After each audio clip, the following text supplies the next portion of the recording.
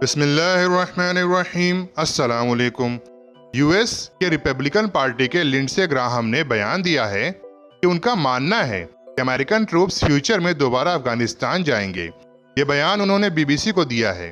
उन्होंने अपनी बात को और क्लियर करते हुए कहा है कि फ्यूचर में दहशतगर्दी की वजह से हालात इतने खराब हो जाएंगे कि यूएस को अफगानिस्तान में जाना ही पड़ेगा। हम आपको बता दें कि सेनेटर ग्राहम ने 2011 में भी ऐसी प्रेडिक्शन की थी जब प्रेसिडेंट ओबामा ने इराक से ट्रूप्स निकाले थे। अपनी बात को और ज़्यादा वजनी बनाने के लिए उन्होंने इराक का एग्जाम्पल दिया कि कैसे 2011 में अमेरिकन आर्मी के निकलने के बाद आईसिस ने इराक और सीरिया में कई इलाकों पर कब्जा कर लिया था और अमेरिका को फिर से अपने 5000 सोल्जर्स इराक में भेजने पड़े थे। चलिए सेनेटर ग्राहम के इस बयान को ग्राउंड रियलिटी से वेरीफाई करते हैं। न्यूज़ एनालिसिस अपनी पिछली वीडियोस में बता चुका है ऐसे अमेरिकन जल्दबाजी में अफगानिस्तान से भागे थे। हमने ये भी बताया था कि अमेरिका को किन हालात में अपनी तमाम कोशिशों के बावजूद 31 अगस्त की डेडलाइन से पहले ही जाना पड़ा था। अमेरिकन को इतनी जल्दबाजी थी कि 85 अरब डॉलर्स के military equipments, airplanes, black hawk helicopters और बेशुमार दीगर हथियार तालिबान को गिफ्ट में मिल गए। बामुश्किल वो अपने सोल्जर्स निकाल पाए। अपने हज़ारों अफगान साथी जिन्होंने 20 साल उनकी खिदमत की और अमेरिकन फ़ौज का साथ दिया, उनको अमेरिका प्लेन से गिराते हुए अफगानिस्तान से भागा है। ये पिक्चर्स और वीडियोस पूरी दुनिया में वायरल हुई हैं, आपने भी देखी होंगी। अब इसे भागना नहीं तो और क्या कहेंगे। यहाँ तक कि न्यूज़ एनालिसिस ने भी अपनी पिछली रिपोर्ट में बताया था कि कैसे प्लेन से गिरे अफगान फुटबॉल प्लेयर जकी अनवर की फोटो पर चाइना की स्पोक्सवुमेन हु चुनयुंग ने अमेरिकन पर तंज किया था और कहा था कि अमेरिका का हवा टूट गया, American myth is broken.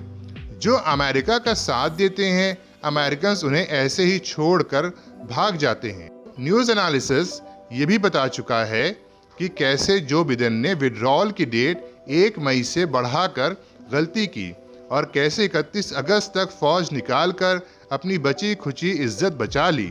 Media reports की माने तो न्यूज़ एनालिसिस की पिछली एनालिसिस बिल्कुल दुरुस्त साबित हुई। अमेरिका में एक बड़ी मेजॉरिटी अफगान विड्रॉल से खुश है।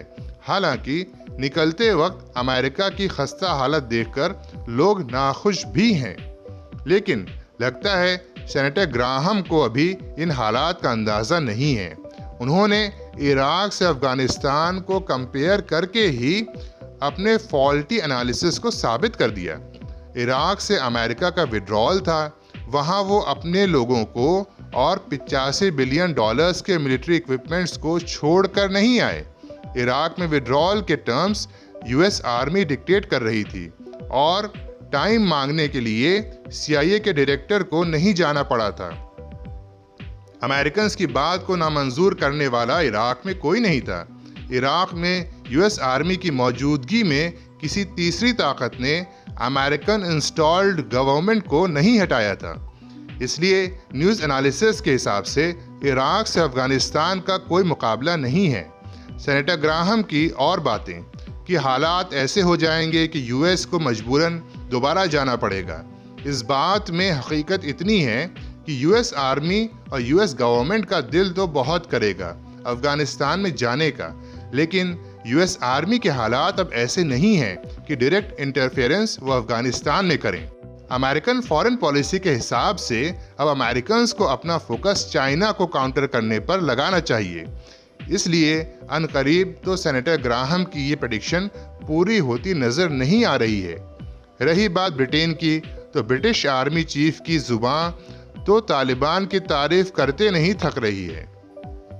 सेनेटर ग्राहम ने यह भी सजेस्ट किया कि अमेरिका को पंजशीर रेजिस्टेंस फोर्सेस को सपोर्ट करना चाहिए। उन्हें यह अंदाज़ा नहीं है कि अभी तक तालिबान और यूएस आर्मी ने अच्छे टर्म्स पर अफगानिस्तान छोड़ा है, लेकिन अब अमेरिकन इंटरफेरेंस तालिबान अफगानिस्तान में बर्दाश्त नहीं करेगा। ये तो आप बैल मुझे मार वाली बात है। अब आप अफगानिस्तान से निकल आए, अब विड्रॉल में आपका एक भी सोल्जर मारा नहीं गया, शुक्र मनाएं। और अब चाइना को डील करें। इस वीडियो में बस इतना ही। न्यूज़ एनालिसिस इसी तरह की इंटरेस्टिंग और डिफरेंट ओपिनियन लेके आता रहेगा। हमारा मोटो है both sides of the coin. हम आपको दोनों तरफ की स्टोरीज और ओपिनियंस देते हैं। हम फिर हाजिर होंगे और इंटरेस्टिंग एनालिसिस लेके अपनी अगली वीडियो में।